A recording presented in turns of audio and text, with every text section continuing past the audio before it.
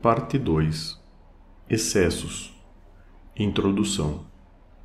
Déficit, como já dissemos, é um termo muito prezado pela neurologia, o único, de fato, para indicar qualquer distúrbio de função. Ou uma função, como um condensador ou fusível, é normal, ou é deficitária, ou imperfeita. Que outra possibilidade existe para uma neurologia mecanicista que é essencialmente um sistema de capacidades e conexões? O que dizer, então, do oposto, um excesso ou superabundância de função? A neurologia não tem um termo para isso, porque não dispõe de um conceito. Uma função ou um sistema funcional funciona ou não funciona.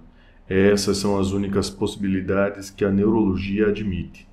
Assim, uma doença que tem um caráter ebuliente ou produtivo contesta os conceitos mecanicistas básicos da neurologia, sendo esta, sem dúvida, uma razão por que tais distúrbios, por mais comuns, importantes e intrigantes que sejam, nunca receberam a atenção que merecem. Receberam-na da psiquiatria, onde se fala em distúrbio excitados e produtivos, excessos de fantasia, impulsos de mania, e da anatomia e patologia, onde se fala em hipertrofias, monstruosidades, teratomas, mas a fisiologia não possui um equivalente para isso. Nenhum equivalente das monstruosidades ou manias. E isso, em si mesmo, indica que nossa concepção ou visão básica do sistema nervoso como uma espécie de máquina ou computador é radicalmente inadequada e precisa ser suplementada por conceitos mais dinâmicos, mais vivos. Essa inadequação radical pode não ficar patente quando consideramos apenas a perda, a privação de funções de que tratamos na parte 1, mas se evidencia de imediato quando consideramos seus excessos, não a amnésia, mas a hipermnésia, não a agnosia, mas a hipergnosia, e todos os outros hipers que possamos imaginar. A neurologia clássica, jacksoniana, nunca leva em consideração esses distúrbios de excessos, ou seja, superabundância ou ampliações primárias de funções, em oposição às diminuições, às chances, releases. É bem verdade que o próprio Hung Jackson fez menções a estados hiperfisiológicos e superpositivos, mas nesse caso poderíamos dizer ele está dando asas a seu entusiasmo, gracejando, ou simplesmente apenas sendo fiel à sua experiência clínica, embora contrariando seus próprios conceitos mecânicos de funções. Tais contradições eram características de seu gênio, do abismo entre seu naturalismo e seu rígido formalismo. Temos de vir quase até os dias atuais para encontrar um neurologista que, pelo menos, leve em consideração um excesso. Por exemplo, as duas biografias clínicas de Luria são bem equilibradas. The Man with State Word fala sobre perda. The Mind of the Menomist fala sobre excessos.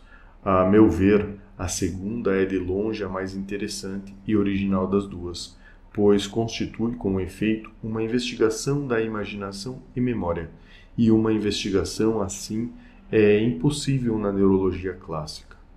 Em tempo de despertar, havia um equilíbrio interno, por assim dizer, entre as terríveis privações encontradas antes da velodopa, a cinesia, a abulia, a dinamia, anergia, etc., e os quase igualmente terríveis excessos verificados depois da velodopa, hipercinesia, hiperbulimia, hiperdinamia, etc. E aqui vemos o aparecimento de uma nova espécie de termos e conceitos, outros que não os de função, impulso, vontade, dinamismo, energia, termos essencialmente sinestésicos e dinâmicos, ao passo que os da neurologia clássica são essencialmente estáticos. E na mente do mnemonista encontramos dinamismos de um nível muito superior em ação, a investida de associações e imagens mentais sempre em ampliação e quase incontroláveis, um monstruoso crescimento do pensamento, uma espécie de teratoma da mente, que o próprio mnemonista chama de a coisa. Mas coisa ou automatismo também são termos demasiado mecânicos. Ampliação transmite melhor o caráter inquietante e vivo do processo. Vemos no mnemonista ou em seus superenergizados, galvanizados pacientes tratados com levodopa uma espécie de animação que se torna excessiva, monstruosa ou louca, não meramente um excesso, mas uma proliferação orgânica, uma geração, não apenas um desequilíbrio, um distúrbio de função, mas um desequilíbrio de geração. Poderíamos imaginar, com base em um caso de amnésia ou agnosia, que existe simplesmente um dano a uma função ou competência. Comprovamos, porém, observando os pacientes com hipermnésia e hipergnosias, que a memória e gnose são inerentemente ativas e geradoras em todos os momentos, inerentemente e em potencial, monstruosamente também. Assim, somos forçados de uma neurologia da função para uma neurologia da ação da vida. Esse passo crucial nos é imposto pelas doenças do excesso, e sem ele não podemos começar a explorar a vida da neurologia tradicional, por seu caráter mecânico, sua déficit oculta de nós a verdadeira vida que impregna todas as funções cerebrais, pelo menos as funções superiores, como a imaginação, memória e percepção. Ela oculta de nós a própria vida da mente e dessas disposições vivas e com frequência altamente pessoal do cérebro e da mente, especialmente em um estado de atividade intensificada e, portanto, iluminada, que trataremos agora. A intensificação dá margem não apenas a uma saudável plenitude e exuberância, mas ao excesso, aberração, monstruosidade, extremamente sinistros, o tipo de demasia que assomava continuamente em tempo de despertar, quando os pacientes sobreexcitados tendiam à desintegração e descontrole, a ser dominados pelo impulso, pela imagem e pela vontade, a possessão ou desapossessamento por uma fisiologia que se descontrolou. Esse perigo está embutido na própria natureza do crescimento e da vida. O crescimento pode transformar-se em crescimento excessivo, a vida em hipervida. Todos os estados hiper podem tornar-se monstruosos, aberrações perversas, paraestados. A hipersinestesia tende à perasinestesia, movimentos anormais, coreias, tiques, hipergnosias, rapidamente se transformam em paragnosias, perversões, aparições dos sentidos morbidamente intensificados. Os ardores dos estados hiper podem tornar-se arrebatamentos violentos. o paradoxo de uma doença que pode apresentar-se como bem-estar, como uma sensação maravilhosa de saúde e conforto, só depois, revelando seus potenciais malignos, é uma das quimeras, truques e ironias da natureza. Tem fascinado vários artistas, especialmente os que equiparam a arte à doença. Assim, é um tema, ao mesmo tempo, dionisíaco, venero e fausiano, que recorre persistentemente em Thomas Mann, das febris excitações tuberculosas de A Montanha Mágica às inspirações pela espiroqueta em Doutor Fausto e a malignidade afrodisíaca em sua última história, O Cisne Negro. Sempre me fascinaram essas ironias, e já escrevi sobre elas antes. Em Enxaqueca, mencionei os períodos de grande bem-estar que podem preceder ou constituir o início dos acessos. E citei o comentário de George Eliot, de que se sentir perigosamente bem era com frequência para ela o aviso ou arauto de um excesso. Perigosamente bem. Que ironia nisso! Expressa precisamente a duplicidade, o paradoxo de sentir-se bem demais. Pois, naturalmente, sentir-se bem não é motivo de queixa. As pessoas apreciam isso, têm prazer com essas sensações que são o polo mais distante das queixas. As pessoas reclamam quando se sentem mal e não bem, a não ser que, como George Eliot, percebam algum indício de que há algo de errado, ou perigo, sejam graças a conhecimentos ou associações, sejam pelos próprios excessos de excessos. Assim, embora um paciente dificilmente vá reclamar por sentir-se muito bem, pode desconfiar caso se sinta bem demais.